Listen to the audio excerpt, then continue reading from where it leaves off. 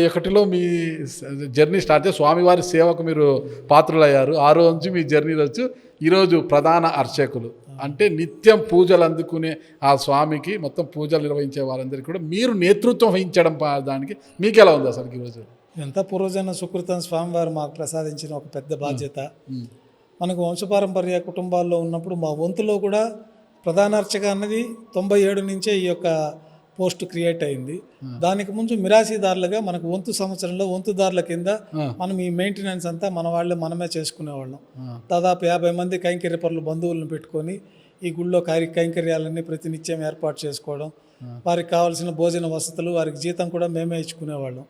దేవస్థానం నుంచి మాకు అప్పుడు ఈ స్వామివారి సేవలు చేసినందుకు ఆర్జిత సేవల్లో కొంత వాటా వచ్చేది.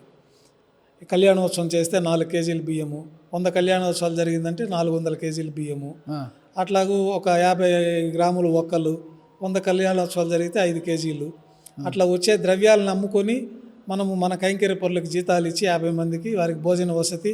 మా ఇళ్ళులన్నీ కూడా ఈ వీధుల్లోనే ఉండేది, ఆ సొంత ఇల్లులు. తర్వాత ఈ దేవస్థానము అభివృద్ధి కార్యక్రమాల్లో భాగంగా మా గృహాలంతా కూడా ఈ దేవస్థానానికి ఇచ్చేసి ఇదంతా ఇప్పుడు వీధులంతా విశాలమైపోయింది. 1981లో చూసుకుంటే ఈ ప్రాంతం ఎలా ఉండేది గురువుగారు? 1981 ప్రాంతం అంటే ఇదంతా షాపులు బాగా చక్కగా ఒక కుగ్రామం లాగా ఈ గుడి చుట్టూ వీధుల్లో అన్ని ఇళ్ళు ఉండేవి. గుడి చుట్టూ పక్కనంతా ఇవన్నీ ఉండేది. పూటకోళ్ళ వాళ్ళు ఉండేవాళ్ళు, వ్యాపారస్తులు ఉండేవాళ్ళు, ఇక్కడ పని చేసుకునేవాళ్ళు, ఆవులు వాళ్ళు, అన్ని షాపులు. మనకు ఒక గ్రామంలో ఎలా ఉంటుందో కుగ్రామంలో ఆ విధంగా గుడి చుట్టూ అన్ని ఇళ్ళు ఉండేవి, శుభ్రంగా ఇళ్ళు ఉండేది. దేవుడు వస్తుంటే అందరూ హారతులు, ఇళ్ళ ముందు హారతులు ఇచ్చుకునేవాళ్ళు. ఇటువైపున అటువైపున వీధులకంతా కూడా మాడ వీధుల్లో శ్రీవారి ఆలయంలో చేసే కైంకర్య పరులు, ఇతరత్ర స్థానికంగా వ్యాపారం చేసుకునే వ్యాపారస్తులు అందరూ కూడా ఇల్లులు పెట్టుకొని ఉండేవాళ్ళు. తర్వాత ఇవన్నీ డెవలప్మెంట్లో వాళ్ళందరికీ బాలాజీ నగర్లో ఇవ్వడం జరిగింది. అంటే ప్రపంచ దేశాల్లో ఉండే తెలుగువారే కాకుండా ఇతర మతస్థులు చాలామంది కూడా దేవుణ్ణి నమ్మి, కలియుగ దేవాన్ని నమ్మి ఇక్కడికి వస్తుంటారు గురుగారు. ఇక్కడికి వచ్చి ఓతు కూడా తీసుకుంటారు. అంటే వాళ్ళు ఇక్కడ వస్తారు కదా, మనకు రాస్తారు అంటే దేవుని నేను నమ్ముతున్నానని ఒక కృష్ణ. చాలామంది ఇప్పుడు ఇక్కడికి వస్తున్నారు అన్నమాట. అంటే అలా వచ్చిన వారు లక్షల మంది ఇక్కడికి వచ్చి దేవుడి యొక్క దర్శనకు వచ్చిన వాళ్ళు ఒక 4-5 సెకండ్ల పాటైనా బ్రహ్మాండ నాయకుడిని చూడాలి అని కోరుకుంటుంటారు. ఆ 4-5 సెకండ్ల కోసమే గంటల తరబడి, ఒక్కొక్క రోజు రోజుల తరబడి క్యూలలో ఉంటూ, కంపార్ట్మెంట్లలో ఉంటూ ఆ 4-5 సెకండ్లలో స్వామివారిని దర్శించుకొని వెళ్తుంటారు కదా. అలాంటిది మీరు ఉదయము సేవ స్టార్ట్ అవుతుంది, మన సుప్రభాత సేవ నుంచి మళ్ళా రాత్రి స్వామివారి పవలింపు సేవ వరకు కూడా మీరు ఆ స్వామివారి సేవలోనే ఉంటారు. మీకు ఎలా అనిపిస్తుంది అసలు స్వామివారి సేవ? ఎంత పూర్వజన్మ సుకృతం. మనకి చిన్ననాటి నుండి స్వామితోటి అనుబంధం ఏర్పడిపోతుంది. మన ఇంట్లో తండ్రి గారిలాగా, తాతలాగా స్వామిని భావించి మనం స్వామివారికి సేవలు చేసుకుంటూ పెద్దవారితో పాటు వస్తూ ఉంటాం దేవాలయానికి. వారు చేసే విధి విధానాలు, క్రియాపాగాలన్నీ కూడా పరిశీలించి దాంట్లో పూర్తిగా తర్ఫీదు అయిన తర్వాత స్వామివారి కైంకర్యాలు ప్రారంభించడం జరుగుతుంది. మొట్టమొదట స్వామివారికి మనంతగా మనం చేసేటప్పుడు సాక్షాత్తు వైకుంఠం నుంచి వచ్చి ఇక్కడ శాలిగ్రామ శిలాస్వరూపంగా ఆవిర్భవించిన అంతటి శక్తివంతమైన ఆ స్వామివారికి చేసే శక్తిని మీరే ప్రసాదించాలని చెప్పి స్వామివారిని శరణాగతి చేసుకొని ప్రతిరోజు కూడా మనం చేసే కైంకర్యాల్లో స్వామివారు మీరే మాలో ఆవహించి మీ కైంకర్యాలు చేసుకునే శక్తిని మీరు ప్రసాదించాలని చెప్పి మంత్రయుక్తంగా మనకు ఆగమ శాస్త్రాల్లో చెప్పబడింది. ఆ మంత్రాలు పఠిస్తూ ఆత్మసూక్తాలు, ప్రత్యేకమైన సూక్తాల ద్వారా స్వామివారు మీరు మాలో ప్రవేశించి మీ యొక్క కైంకర్యాలు చేయించుకోవాలా, ఏదన్నా లోపం జరిగితే మీరే మన్నించాలి, మీరు ఆ లోపాలు జరగకుండా మీరు మాలో ప్రవేశించి ఈ కైంకర్యాలన్నీ జరిపించుకోవాలని చెప్పి శరణాగతి పొంది స్వామివారి కైంకర్యాలు చేస్తూ ఉంటాము. మొట్టమొదటిసారిగా స్వామివారి పాదాలు తాకినప్పుడు ఒక అనిర్వచనీయమైన అనుభూతి ఉంటుంది. మనం అది మాటల్లో చెప్పలేము. స్వామివారి యొక్క వైభవము ఉన్నట్టుండి ఒళ్ళు పొడుస్తుంది. ఆ సమయంలో మనకంతా కూడా పెద్దవాళ్ళు పక్క నుండి చెవిలో నారాయణ అష్టాక్షరి మంత్రాలు, విశేషమైన మంత్రోపదేశాలు చేస్తూ అవన్నీ చెప్పుకుంటూ స్వామివారి పాదసేవ చేసుకున్న తర్వాత మెల్లమెల్లగా స్వామివారి దగ్గర భయం పోయి ఒక తండ్రికి తాతతో మెలిగినట్లుగా ఆ చనువు ఏర్పడుతుంది స్వామివారితో. ప్రతినిత్యం ఒక పసిబిడ్డకి తల్లి ఏ విధంగా అయితే సేవలు అందిస్తుందో స్వామివారికి ఉదయం సుప్రభాత సేవ నుంచి స్వామివారిని మేల్కొల్పడం, స్వామివారికి పసిబిడ్డకి సేవలు అందించినట్టు స్నానం ఆచరింపచేయడం, పాలు నైవేద్యంగా సమర్పించడం, తర్వాత అన్నం నైవేద్యంగా సమర్పించడం, స్వామివారికి అలంకరణ చేయడము, తర్వాత ఇట్లాంటి కార్యక్రమాలన్నీ కూడా పెద్దవాళ్ళ ద్వారా చూసి మెల్లమెల్లగా మనము చేస్తూ ఉంటే భయం పోయి స్వామివారి యొక్క మన కుటుంబ సభ్యుల్లాగా అయిపోయి సర్వస్వతంత్రంగా స్వామివారి దగ్గర నేటికి మనం చేసుకునే ఒక ధైర్యం మనకు వస్తుంది.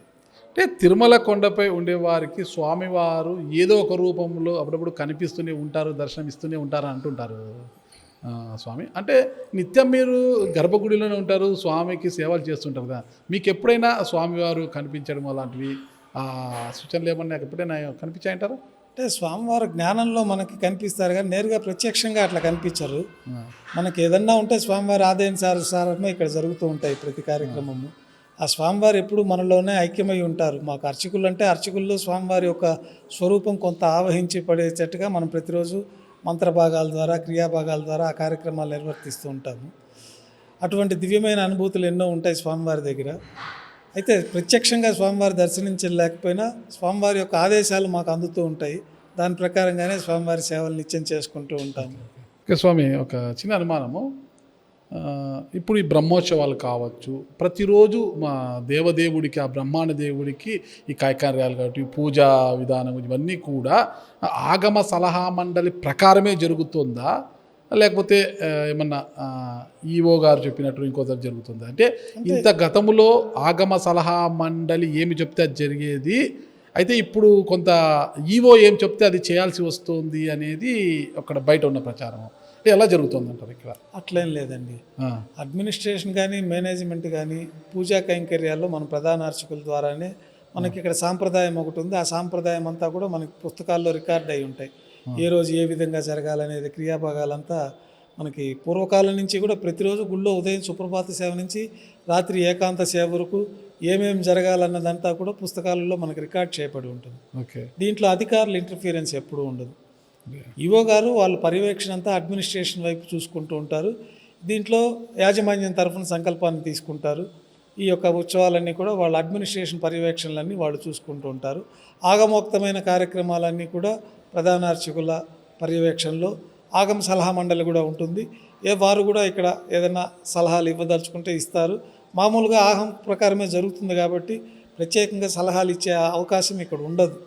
రొటీన్గా జరిగే కార్యక్రమాలే కదా బ్రహ్మోత్సవాలని. ఈరోజు కొత్తగా జరగదు కదా. కొత్తగా ఏదన్నా సేవ ప్రవేశపెట్టాలంటే ప్రతిరోజు కూడా స్వామివారి యొక్క పూజ కైంకర్యాలు ఇవన్నీ కూడా ఆగమ సలహా మండలి నిర్ణయం ప్రకారమే జరుగుతుందా? ఇక్కడ జరిగే విధానం ప్రకారం జరుగుతుంది. ఆగమ సలహా మండలిలో భిన్న ప్రదేశాల నుంచి వచ్చి ఉంటారు వాళ్ళు. వారికి భిన్న సాంప్రదాయాలు ఉంటాయి. కానీ ఇక్కడ సాంప్రదాయం ఏదైతే ఉందో ఆ ప్రకారమే జరుగుతుంది. ఏదన్నా సందేహం ఉన్నప్పుడు ఆగమ సలహా మండలి వారిని ఆ క్లారిటీ తీసుకుంటారు. ఆగమపరంగా ఏమన్నా ఇబ్బందులు ఉన్నాయా అనేది విషయం గురించి. అంటే స్వామి రెగ్యులర్గా జరిగే కార్యక్రమాలకు ఆగమ సలహా మండలి దాంట్లో ఇంటర్ఫీరెన్స్ ఉండదు సహజంగా. నాకు తెలుసు స్వామి, నాకున్న తెలుసు, పెద్దల ద్వారా తెలుసుకుంది. 1960 వరకు తీసుకుంటే కదా స్వామివారికి ఉదయం 5 గంటలకు స్టార్ట్ అయితే స్వామివారి యొక్క పూజ దర్శనము సాయంత్రం 6 గంటలకు ముగిసిపోయేది. ఇప్పుడు అలా కాకోకుండా అసలు సుప్రభాతం స్టార్ట్ అయితే మళ్ళా కూడా రాత్రి 1:30 వరకు కూడా స్వామివారి సేవలు ఆయన దర్శనాలు జరుగుతూనే ఉంటాయి. విఐపీల తాకిడి అది వస్తుంటుంది. మధ్యలో ఒక హాఫ్ అన్ అవర్ అలా తీసేసి మళ్ళా సుప్రభాతంతో మళ్ళీ స్వామివారిని మేలకొలుపుతుంటారు అనమాట. అంటే స్వామివారికి కొనుకు కరువైందనమాట. అంటే లక్షలాది మంది భక్తులు వస్తున్నారు. గతంలో విరామం ఉండేది దేవుడికి, దేవదేవుడికి. ఇప్పుడు విరామమే లేదు, కంటి మీద కునుకు కరువైంది అంటున్నారు అనమాట. అంటే ఈ ఆగమ శాస్త్ర ప్రకారము ఇవన్నీ మళ్ళీ జరుగుతుంటే మరి ఇంత ఇదెందుకు వస్తుంది? ఉదయం పూట విఐపీల తాకిడి, ఎక్కువ పెద్ద పెద్ద వీడియో వాళ్ళకు రంగనాయక మండపంలో కూర్చోబెట్టి వాళ్ళకు ఆశీర్వచనాలు కావచ్చు, ఇతరత్ర విషయాలు చేయడము, వాళ్ళ సేవలోనూ తరించే పరిస్థితి వచ్చినప్పుడు కొంత ఇబ్బందికర పరిస్థితులు వస్తున్నాయి కదా, కాదంటారా? అంటే ఇవన్నీ ఇబ్బంది ఏం లేదండి. గతం నుంచి కూడా మనకి అనాది కాలంలో కూడా మనకి స్వామివారు ఇక్కడ మనకి పెద్ద అరణ్యంలో ఉన్నారు స్వామివారు. ఎవరికి కూడా తెలియదు. మొట్టమొదటిసారిగా ఇక్కడ గోపీనాథ్ దీక్షితులని మా మూల పురుషుడు ఉండేవారు. వారు వరాహస్వామి పుష్కరిణి వద్ద ఉన్న ఆలయంలో పూజలు చేసుకుంటూ ఇక్కడే ఉండేవారు. వారికి స్వప్నంలో కనపడి మనకి యుగాలు పూర్తి అయిపోయిన తర్వాత స్వామివారి స్వరూపం అంతా కూడా మనం భూమండలం అంతా సముద్రం కిందకి వెళ్ళిపోతుంది. అందుకు ప్రతీకగానే మనకి ఇప్పటికి కూడా ఈ తిరుమల శిలాజాలన్నీ కూడా కొన్ని కోట్ల సంవత్సరాల ముందు సముద్ర గర్భంలో ఉండేదని చెప్పి ఆర్కియాలజీ వాళ్ళు కూడా మనకి శిలాతోరణం వద్ద నిర్ధారించి ఈ శిలలన్నీ కూడా సముద్ర గర్భంలో ఉండేది ఈ పర్వతాలంతా కూడా అని చెప్తారు. అట్లా యుగం పూర్తి అయిపోయినాక స్వామివారు అడుగుకి వెళ్ళిపోతారు. తర్వాత మనకి ఈ కలియుగ ప్రారంభంలో గోపీనాథ్ దీక్షితుల వారికి మా మూల పురుషుడు వారికి స్వప్నంలో కనపడి వరాహస్వామి దక్షిణ నైరుతిలో చింత చెట్టు కింద వల్మీకంలో ఉన్నాను, నా వల్మీకం అంటే పుట్ట, నా స్వరూపం ఉంది, మీరు తీసి ప్రతిష్ఠించి ఆరాధించవలసిందిగా ఆజ్ఞాపిస్తారు. అప్పుడు గోపీనాథ్ దీక్షితుల వారు ఇక్కడ రంగదాస్ అనే ఒక భక్తుడి సహాయంతో స్వామివారిని తీసుకొని వైఖాన సాగమోక్తరీత్యా ప్రతిష్ఠ గావించి ఏదో చిన్నగా వారి శక్తి కొలితే ఒక మందిరాన్ని నిర్మించి జరుగుతూ ఉండేది. తర్వాత రాజులకి వాళ్ళకి స్వప్నంలో కనపడడం, వాళ్ళన్నీ విజయాలు పొందడం, ఇక్కడికి వచ్చి అంచెల వారీగా ఆలయ నిర్మాణం జరగడం అనేది 14వ శతాబ్దం వరకు ఇప్పుడు మనం చూసుకునే ఆలయ నిర్మాణం జరిగింది. తర్వాత నుంచి మనకి ఈ ఆలయాన్ని విస్తరణ చేయాలని ప్రయత్నం చేసిన పుష్కరిణి ఇవన్నీ కూడా దెబ్బతింటాయి. కాబట్టి మనకు ఉండే వీధుల్లో ప్రత్యేకంగా ఈ ఏర్పాట్లన్నీ చేసుకొని ఎక్కువ మంది భక్తుల సౌలభ్యం కోసం ఈ ఏర్పాట్లు చేసుకోవడం జరిగింది. అప్పట్లో ఈ ఆలయానికి ఎవరు వచ్చేవాళ్ళు కాదు. వచ్చేవాళ్ళకి మనకి మేళతాళాలతో ఊరేగింపుగా తీసుకొచ్చేవాళ్ళు. ఇప్పుడు అది లేదు. మనం గౌరవ మర్యాదలు ఇదేదో మనం కొత్తగా అనుకుంటున్నాం, కానీ అప్పట్లో ఆమంత్రణోత్సవం అని చెప్పి పొద్దున్న లేచి సుప్రభాతం నుంచి డబ్బులు కట్టిన వాళ్ళకి వాళ్ళు అక్కడ ఎవరు జనాలే వచ్చేవాళ్ళు కాదు. వాళ్ళు కాటేజీలో దిగితే వాళ్ళకి పోయి మేళతాళాలతో పిలుచుకొచ్చి ఇక్కడ స్వామివారి ఆమంత్రణోత్సవం జరిపించి తిరిగి వాళ్ళ గంపల్లో ప్రసాదం ఇచ్చి తీసుకెళ్ళి అక్కడ వస్త్రాలు కప్పి ఇక్కడ దించేవాళ్ళు. ఇప్పుడు మనకి అంత వ్యవస్థకి కష్టం. ఈ జనాలకి ఇప్పుడు అట్లాంటి కార్యక్రమం ₹1,00,00,000 కట్టినా అట్లాంటి వ్యవస్థ ఇప్పుడు లేదు. ఎందుకంటే లక్షలాది మందిగా భక్తులు వస్తున్నారు, సామాన్య భక్తులు ఎక్కువ మంది ఉంటారు. వీరు విఐపీలు కూడా భక్తులే కదా. వారికి ఏదో మనకి మామూలుగా ఆలయ సాంప్రదాయం ప్రకారం అనాది నుంచి ఉండే సాంప్రదాయమే కానీ ఈరోజు కొత్తగా ఏర్పడిన సాంప్రదాయం అయితే కాదు. ఎందుకంటే అప్పటి నుంచి కూడా రూపాయి హారతులని, డబ్బులు ఇస్తే ఒక టికెట్టు అర్చనకి, ఇట్లాంటివన్నీ వ్యవస్థ అనాది నుంచి ఉన్నది. నాకు కూడా ఆగమశాస్త్ర ప్రకారం చూస్తుంటే మనిషికైనా దేవుడికైనా కలియుగ దైవమైన ప్రత్యక్ష దైవమైన ఆయనకైనా 3 పూట్ల భోజనము, మనిషికైనా 3 పూట్ల భోజనము. అంటే ఉదయము, మధ్యాహ్నము, రాత్రి. ఇది కామన్ అనమాట. అంటే నోట్లో ముద్ద, గూట్లో దీపం అంటుంటారు కదా. అంటే గూట్లో దీపం పెట్టే లోపల నోట్లో ముద్ద వెళ్ళాలంటారు రాత్రి పూట, సాయంకాలం పూట. మధ్యాహ్నం పూట 12 లోపల తింటే మంచిది, ఉదయం 7 లోపల తింటే మంచిది అంటారు. అంటే 3 పూట్ల తినడం మంచిది. కానీ స్వామివారికి మాత్రము ఈ ఆగమశాస్త్రం ప్రకారం 3 పూటలు పెట్టాలని ఉన్నా 3 పూటలు కలిపి 1 గంటన్నర వ్యవధిలోనే పెట్టేస్తున్నారు. మొత్తం కూడా స్వామివారికి ఏమవుతుంది అంటే ఆగమశాస్త్రం ప్రకారం అలా పెట్టవచ్చా ఒకేసారి? అంటే 1 గంటన్నర వ్యవధిలో సమయం లేదు కాబట్టి కాలాతీతమైంటుంది. ఈ వేపేలు తాకిడి, దర్శనాలు, ఈ ఒత్తిడిలో 3 పూట్ల తినాల్సింది 1 గంటన్నర వ్యవధిలో స్వామివారికి పెట్టేస్తున్నారు. మొత్తం కూడా స్వామివారు ఎలా డైజెస్ట్ చేసుకుంటారు? నిలబడి లక్షల మందికి దర్శనాలు ఇస్తుంటారు ఆయన. ఎలా అనేది చాలామంది అడుగుతున్నారు. అంటే అది అవాస్తవం అండి. గంటన్నర వ్యవధిలో మనకి నైవేద్యం పెడతామనేది ఎప్పుడూ లేదు. అదేదో వాళ్ళకి ఎవరో సృష్టించిందే. కానీ ఇప్పుడు మనకు ఉదయం 6 గంటలకు నైవేద్యం అవుతుంది. మనకి షట్కాల ఆరాధనలో 6 కాలాల పాటు స్వామివారికి ఆరాధన జరిగేది వైఖానస భగవత్ శాస్త్రం ప్రకారం. ఉదయం నిద్రలేవగానే స్వామివారికి గోక్షీరం, మొట్టమొదటి భూమండలానికి స్వామివారు వచ్చినప్పుడు బ్రహ్మదేవుల వారు పాలు సమర్పిస్తారు. ఆ యొక్క ప్రతీకను అనుసరించి మనం గోక్షీరాన్ని నైవేద్యంగా పెడతాము. తర్వాత స్వామివారికి ప్రాతకాల నైవేద్యాలు అంటే 5:30కి నైవేద్యం, ప్రాతకాల నైవేద్యం పెడతాము. 10 గంటలకు పైన మాధ్యాహ్నిక నైవేద్యం పెడతాము. సాయంత్రం 6:30, 7 గంటలకు పైన రాత్రి నైవేద్యం పెడతాము. అర్ధరాత్రి నైవేద్యం కూడా మనకి నైవేద్యం షట్కాల నైవేద్యాల్లో ఆగమ శాస్త్రాల్లో ఉంది. ఆ విశేష పూజా ఫలితాలు ఉంటాయని. అయితే జనం లేకపోతే ఆ వ్యవస్థ, దేవాలయంలో మనకి ఆర్థిక పుష్టి లేకపోతే ఇంత వైభవం ఏ గుళ్ళో జరగదు. మన పల్లెటూరు దేవాలయాలు చూస్తారు మీరు. మనం అనుకుంటాం మనం 3 పూట్ల భోంచేస్తున్నామని. పల్లెపూట దేవాలయాల్లో, చిన్న గ్రామాల్లో ఉండే దేవాలయాల్లో 1 పూట నైవేద్యం పెట్టేస్తారు అంతే.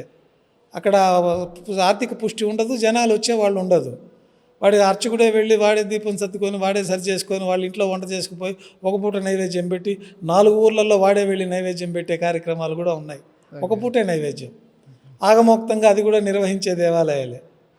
కానీ తిరుమల క్షేత్రంలో అట్లా కాదు కదా. లక్షలాది మంది భక్తులు వస్తుంటారు. ఆలయంలో స్వామివారికి జరగాల్సిన షట్కాల నైవేద్యాలన్నీ కూడా యథావిధిగా మనకి ఆయా టయాల ప్రకారమే జరుగుతుంది. మనకి 10:30కి 2వ గంట వస్తుంది, 6 గంటలకు మొదటి గంట నైవేద్యం, రాత్రి 7:30 పైన 2వ మామూలు రాత్రి నైవేద్యం, 9 పైన 8 తర్వాత తిరువీసి నైవేద్యం అని అర్ధరాత్రి నైవేద్యం ఉంటుంది. తర్వాత ఏకాంత సేవలో పాలు పండ్లు నైవేద్యంగా ఉంటాయి. స్వామివారికి అట్లా ఆహారం లేకుండా నిరాహారంగా ఉంచడం అనేది ఎప్పుడు జరగదు. అంటే అదేదో కొంతమందికి అట్లా అపోహ, ఏదో దాన్ని అపోహ ఉందనే అదే స్వామి. బయట ఎలాంటి విమర్శ అంటే స్వామివారి కలియుగదేమో ఆగమ శాస్త్రం ప్రకారమే అన్నీ జరుగుతున్నాయి, ఖచ్చితంగా ఆగమ శాస్త్ర సలహా మండలి సూచనల మేరకు ఆగమ శాస్త్రం ప్రకారమే స్వామివారికి నిత్య పూజలు కావచ్చు, కైంకర్యాలన్నీ జరుగుతున్నాయి. కానీ చిన్న చిన్న విమర్శలు, ర్యాంపు వేయకూడదు ఆలయంలో, ఆ ర్యాంపు వేశారు, అదే ఇది కదా. ఇంకొకరు ఏమంటున్నారంటే వచ్చే విఐపీల దర్శనం బయటకు వచ్చానే మనకు సుబేదార్ గది ఉంటుంది. అక్కడికి తీసుకెళ్ళి స్వామివారి వస్త్రాలను స్మెల్ చూయించడము, స్వామివారి చెమట అంటూ వారికి ఇవ్వడము జరుగుతుంది. ఇది ఆగమ శాస్త్రం ప్రకారం ఇలా చేయవచ్చా, ఇవ్వవచ్చా అని అడుగుతున్నారు చాలామంది. వస్త్రం ఎవరన్నా కళ్ళద్దుకోవచ్చు, దానికి ఆగమ శాస్త్రానికి అదే వస్త్రం తీసేసిన వస్త్రం కదా, ఆ, నిర్మాల్యం కిందే అది తీసేసిన వస్త్రము. తర్వాత ఎవరో స్వామీజీలకో ఎవరికో ఒకరికి ఆ వస్త్రం బహుమానంగా ప్రెసిడెంట్, గవర్నర్లు, మనకి కొంత ఆలయ సాంప్రదాయం ఉన్నది, ఎవరెవరికి ఇవ్వాలనే ప్రోటోకాల్, వారికి ఆ వస్త్ర సమర్పణ గావించడం అనేది మనకి మఠాధిపతులు ఉంటారు. వాళ్ళందరూ కూడా ఒక 15-20 మంది మఠాధిపతులకి పురాతన కాలమైన మఠాలకి స్వామివారి ఆలయాన్ని సందర్శించినప్పుడు వారికి స్వామివారి శేష వస్త్రాన్ని సమర్పించడం అనేది ఆనవాయితీనే. అది మనకి ఇక్కడ ఏదో సబెర రూమ్లో అవకాశాన్ని బట్టి అందరికీ అంటే అక్కడ మళ్ళీ లైన్ అయిపోతుంది, అది సాధ్యమయ్యే పని కాదు. కాబట్టి ఏదో అవకాశం ఉన్నప్పుడు ఆ వస్త్రాన్ని వారికి దర్శించిన ఇష్టము వాళ్ళు కళ్ళకద్దుకొని అక్కడ పెట్టేస్తారు, అంతేగాని వేరే రకంగా అదేమి పెద్ద ఆగమ శాస్త్రపరంగా అది పెద్ద తప్పు అనే విషయం ఎక్కడ లేదు. స్వామివారి విగ్రహానికి ఇప్పటికీ చెమట పడుతుంటుంది అంటుంటారు స్వామి.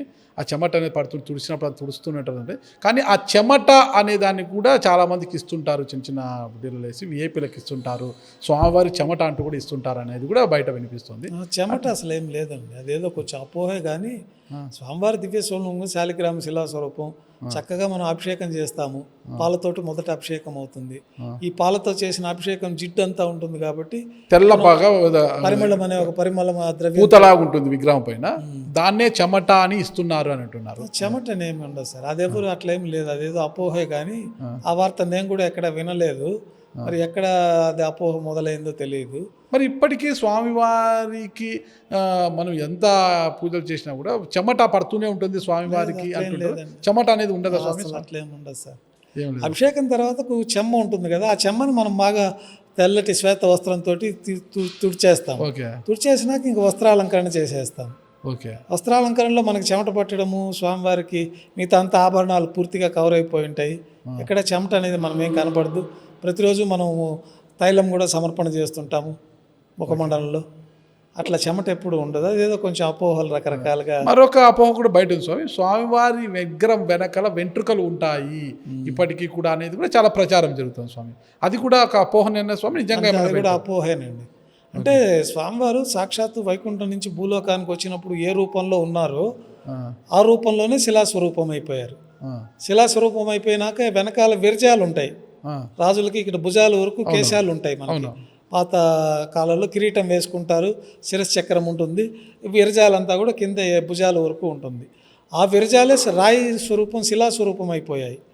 అది ప్రత్యేకంగా మన మానవ వెంట్రుకల్లాగా ఉండదు.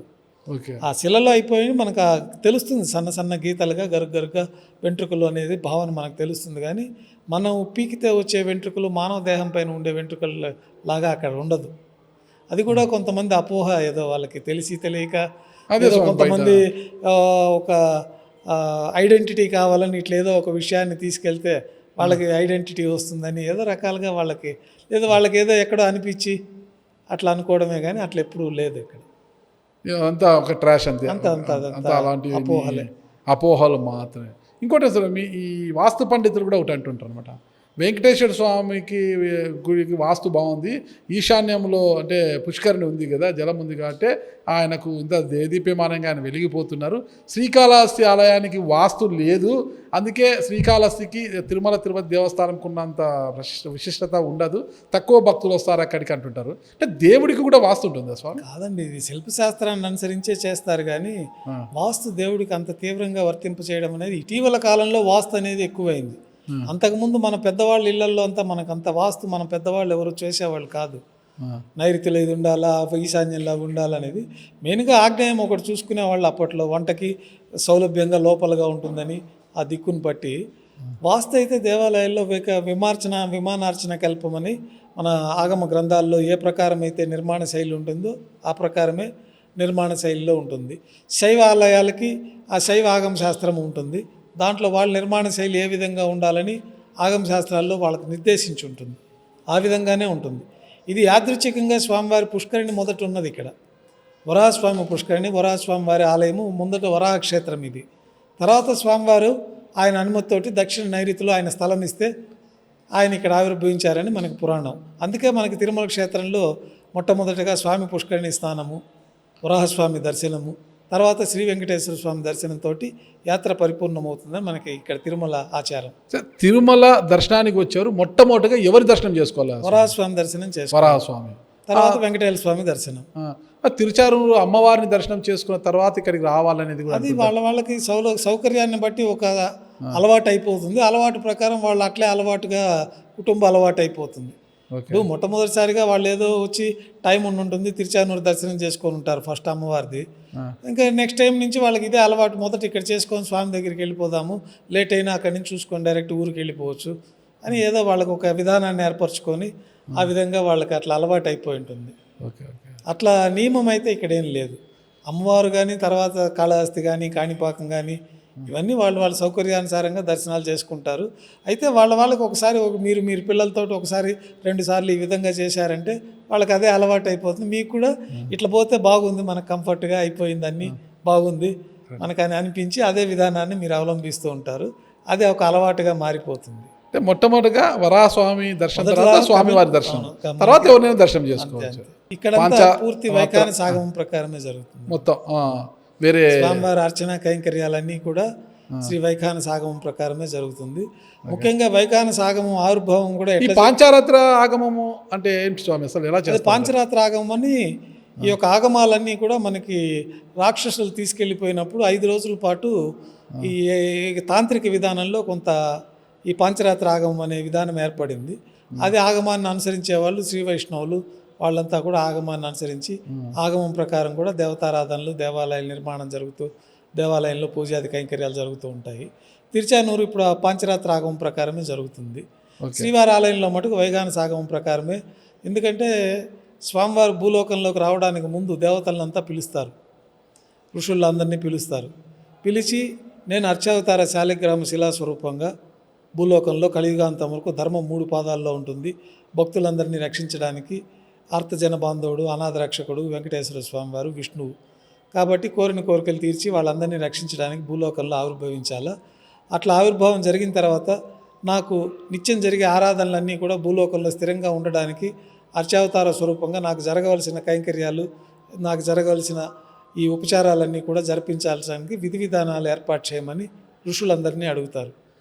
ఆ ఋషులందరూ స్వామి మీకు అట్లా చేసే శక్తి సామర్థ్యాలు మాకు లేవు, అట్లాంటి విధానాన్ని ఏర్పరిచి దాంట్లో ఏమన్నా అపచారం జరిగితే అది మాకు తగులుకుంటుంది, కాబట్టి అట్లా మేము చేయలేము, దానికి మీరే ఏదో ఒక మార్గాన్ని మీ ఆత్మకే తెలిసి ఉంటుంది, మీకు ఏ విధంగా అయితే మీరు సంతృప్తిగా ఉంటారో ఆ విధానాన్ని మీరే సూచించాలని చెప్తారు. చెప్పినప్పుడు ఆయన ఆత్మస్వరూపంలో నుంచి వికనస మహర్షి అనే ఒక మహర్షి ఆవిర్భావం చెందుతారు. ఆ ఆవిర్భావం చెందిన వికనస మహర్షి శంకుచక్రాలతోటి వస్తారు. వారు భృగు, అత్రి, కశ్యప, మరీచి మహర్షులను పెట్టుకొని ఈ వైఖానస విధానాన్ని, పూజా విధానాన్ని, అత్యంత ప్రాచీనమైన పూజా విధానం, మనకు విష్ణు సహస్రనామంలో కూడా వైఖానస ఆగమగాయ నమః అని ఉంటుంది. మన సహస్రనామావళిలో కూడా వైఖానస మునిశ్రేష్ఠ పూజితాయ అని ఉంటుంది. కాబట్టి ఇవన్నీ శ్రేష్టమైందని చెప్పి స్వామివారు ఆదేశం మేరకే యాగం ఏర్పడింది. ఆయనే ఆత్మస్వరూపంలో నుంచి యాగం ఉద్భవించింది. కాబట్టి తిరుమల క్షేత్రంలో అనాది నుంచి వైఖానస ఆగమం ప్రకారమే ఆ విధి విధానాలు, ఆ ఋషులు ఏర్పాటు చేసిన విధానాలు అనుసరించే ఉత్సవాలు కానీ, ప్రతిరోజు సుప్రభాత సేవ నుంచి రాత్రి వరకు జరిగే కైంకర్యాలు కానీ, ఈ విధానాలన్నీ కూడా మనకి వైఖానస భగవత్ శాస్త్రం ప్రకారమే జరుగుతుంది. తిరుమలలో స్వామివారికి జరిగే పూజలు ఎలా ఉంటాయి? మీరు తిరుచానూరులో పూజా విధానం తేడా ఏముంటుంది స్వామి? పూజా విధానం అంతా సహస్రనామము, అష్టోత్తరము ఇవన్నీ కూడా యథావిధిగానే ఉంటాయి. కాకపోతే వైఖానస ఆగమంలో యజ్ఞయాగాదులు మంత్రభాగం ఎక్కువ ఉంటుంది, వాళ్ళకి క్రియాభాగం ఎక్కువ ఉంటుంది. ఓకే, ఇక్కడ మంత్రభాగంతో పాటు క్రియాభాగం కూడా ఎక్కువ ఉంటుంది. ప్రతి ఒక్క దానికి మంత్రాలు ఉంటాయి. ప్రతి ఒక్క కార్యక్రమంలో యజ్ఞయాగాదులు చేయడము, ఇట్లాంటి విశేషమైన కొన్ని ప్రత్యేకమైనవన్నీ కూడా వైఖానస ఆగమంలో ఉంటాయి. స్వామివారిని దర్శించుకున్న తర్వాత బయటికి వచ్చిన తర్వాత మన విమాన వెంకటేశ్వర స్వామి అందరూ స్వామివారిని దర్శించుకుంటారు. ఏంటి స్వామి ప్రత్యేకత ఏంటి స్వామి? అసలుకి గర్భగుడిలో ఉన్న స్వామివారిని చాలా ఇష్టంగా దర్శించుకుని బయటకు వస్తే ఖచ్చితంగా అక్కడ వచ్చి విమాన వెంకటేశ్వర స్వామి దర్శించుకుంటారు. ఏంటి దాని ఫలం ఏంటి అసలు? మనకి తిరుమల క్షేత్రంలో స్వామివారు ఈ ఉత్తరం వైపున విమాన వెంకటేశ్వర స్వామిగా స్వామివారి స్వరూపం ఒకటి మనకు ఆనంద నిలయం పైన మనం దర్శించుకోవచ్చు. మామూలుగా ఆగమ శాస్త్రాల ప్రకారం మనం ఏదన్నా ఒక ఆలయం వెళ్ళినప్పుడు మూసివేయబడి ఉన్నా, లేదు మనకేదన్నా ఆలయంలోకి వెళ్ళలేని పరిస్థితి వచ్చినప్పుడు కూడా శిఖర దర్శనము, గోపుర దర్శనం కూడా కొంతవరకు ఆలయ ఇట్లాంటి సందర్భాలలో మనకి ఆలయ దర్శన ఫలితం ఉంటుందనేది ఆగమ శాస్త్రాల్లో చెప్పబడింది. ఆ విధంగా గతంలో మనకి దేవాలయం మూసివేయబడి ఉండేది, అరణ్యము. మనం ఏదో పొద్దున వచ్చి మనం పెద్దవాళ్ళు నైవేద్యం పెట్టుకొని కిందకి దిగేసేయడము, 2 పూటల నైవేద్యము, పొద్దున ఒక నైవేద్యం, మధ్యాహ్నం కూడా పెట్టుకొని దిగేసేయడం, అట్లాంటి కార్యక్రమాలు ఉంటాయి. అట్లాంటప్పుడు కానీ ఇతరత్ర ఆలయ ప్రవేశం లేని సందర్భాలు ఏమన్నా ఉంటే అట్లాంటప్పుడు శిఖర దర్శనము, మన ఆనంద నిలయం పైన ఉన్న విమాన వెంకటేశ్వర స్వామి దర్శనం చేతనే మనకి స్వామివారి దర్శనం చేసుకున్న ఫలితం ఉంటుందని చెప్పి తిరుమల క్షేత్రంలో విశేషంగా మనకి ఆ యొక్క సాంప్రదాయం ఉన్నది అనాది నుంచి. మనకి ఆరాధన చేసేటప్పుడు కూడా లోపల నుంచి విమాన వెంకటేశ్వర స్వామికి కూడా మనం ప్రతిరోజు నైవేద్యము, ఆరాధన కూడా లోపల నుంచే మనం చేస్తూ ఉంటాం. కాబట్టి ఆ ఒక ప్రత్యేకమైన ఆచార సాంప్రదాయం తిరుమల క్షేత్రంలో ఉన్నది. అదే స్వామి. ఒక్కటి స్వామి, కలియుగ దైవము ప్రత్యక్ష దైవం అంటారు. కోరిన వారికి కొంగు బంగారంగా ఉండే దేవుడు, అడిగిన వారికి కొన్ని వరాలు ఇచ్చే దేవుడు అంటుంటారు కదా. ఎక్కడెక్కడో దూర ప్రాంతాల నుంచి స్వామివారి దర్శనం కోసం వస్తుంటారు, వాహనాల్లో వస్తుంటారు, పోతుంటారంట. ఇది ఒక చిన్న పొరపాటు వలనో గ్రహపాటు వలనో చాలామంది రోడ్డు ప్రమాదాలు అంటే స్వామివారి దర్శనానికి వస్తూ దర్శనం తర్వాత వెళ్తూ మరణించిన వారిని మనం చూస్తున్నాము. ఎందుకు అసలు స్వామివారి దర్శనం కోసం వచ్చేవారు కావచ్చు, దర్శనం చేసుకుని వెళ్ళేవారు కావచ్చు, ఇలా ప్రమాదవశాత్తు మరణిస్తుంటారు. రోడ్డు ప్రమాదాలు ఎంతోమందిని చూస్తున్నాం మనం. ఎందుకు జరుగుతుంటాయి అంటారు గురుగారు? ఎక్కడ ఈ దోషం ఏమన్నా ఉంటుందా? ఇక్కడ దోషాలు ఏమి ఉండవండి. ఇవన్నీ వాళ్ళ పూర్వజన్మ కర్మానుసారంగా వాళ్ళకి ఏ విధంగా అయితే వాడికి రాసి పెట్టుందో ఆ విధంగా అట్లాంటి కార్యక్రమాలు జరగాల్సినవి జరుగుతూ ఉంటాయి. కానీ స్వామివారి వద్ద స్వామివారి యొక్క దోషం వల్ల అట్లా జరగడం అనేది ఉండదు. దోష నివారణ కోసమే స్వామివారి యొక్క దర్శనం కోసం వస్తుంటారు. ఆ దోషాన్ని పోగొట్టుకోవాలి, స్వామివారిని దర్శిస్తే దోషం పోతుందని. దోష నివారణ చేసే స్వామికి దోషం ఉంటుందా స్వామి? అంటే గ్రహణం రోజు ఇవన్నీ గుడిని మూత వేస్తుంటారు, మళ్ళా శుభ్రం చేసిన తర్వాతనే. అంటే స్వామివారికి దోషం ఉండదు, మనకి దోషం అని చెప్పి గ్రహణ సమయాల్లో మనం బయట తిరగకుండా ఇంట్లో జపతపాదులు చేసుకోవచ్చని అట్లాంటి కార్యక్రమాల దృష్ట్యా మనకి శ్రీవారి దేవాలయం గ్రహణ సమయంలో మూసివేయబడుతుంది. తిరిగి అంతా శుద్ధి చేసుకొని మళ్ళీ యథావిధిగా దర్శనాలు, మనం ఈ ప్రసాదాలు ఉండవు, స్వామివారి తీర్థ ప్రసాదాలు స్వీకరించడానికి ఉండదు, ఈ గ్రహణం అప్పుడు ఏమి తీసుకోకూడదని ఒక నియమం మన సాంప్రదాయంలో ఉన్నది. కాబట్టి అట్లాంటి ప్రత్యేక పరిస్థితుల దృష్ట్యా మనం గ్రహణం రోజు ఆచారంగా 6 గంటల ముందు ఆలయాన్ని మూసివేయాలన్నది మనకి శాస్త్రాలు చెప్తా ఉన్నాయి. ఆ శాస్త్రాలు సాంప్రదాయాలను అనుసరించే మనం నేటికి కూడా 6 గంటల ముందు, గ్రహణం పట్టే టయానికి ముందు 6 గంటల ముందుగా మనం ఆలయాన్ని మూసివేస్తాం. మనకి జనరల్గా కూడా గ్రహణం పట్టేదానికి 4-5 గంటల ముందుగానే ఆహారాన్ని స్వీకరించాలంటారు. గ్రహణం పూట గర్భిణీ స్త్రీలు బయట తిరగకూడదని, ఇవన్నీ ప్రాచీన మన భారత సాంప్రదాయాల్లో ఆ విధంగా ఉన్నది. కాబట్టి ఆ సాంస్కృతిక సాంప్రదాయాలను అనుసరించి ఆ విధానాలన్నీ కూడా మనకి శాస్త్రాల్లో కూడా కొన్ని విషయాలు ఉన్నాయి. కాబట్టి అవి ఇవి క్రోడీకరించి అందరూ ఆ విధానాలు పాటించుకుంటూ ఉంటారు.